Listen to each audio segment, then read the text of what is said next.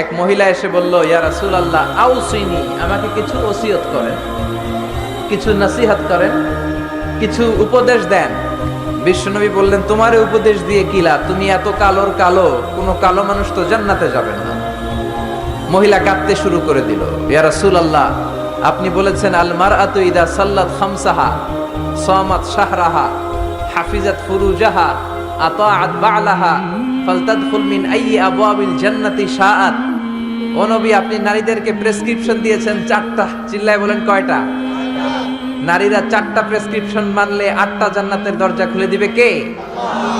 1 নম্বরে নারীরা যদি সালাত আদায় করে, 2 নম্বরে নারীরা যদি রমাদানে সিয়াম আদায় করে, 3 নম্বরে নারীরা যদি লজ্জাস্থানের হেফাজত করে, আর স্বামীর আনুগত্য। আমি তো 4টাই করি, কিন্তু কালো হওয়ার কারণে আমি জান্নাতে ঢুকবো না, এটা কি আমার দোষ?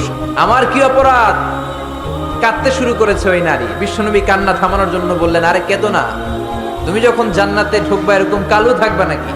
তখন তো তুমি ঐশ্বরিয়া রাই হয়ে জান্নাতে ঢুকে যাবা, পূর্ণিমার চাঁদের চেয়েও সুন্দরী হবা, বিশ্ব সুন্দরী হবা।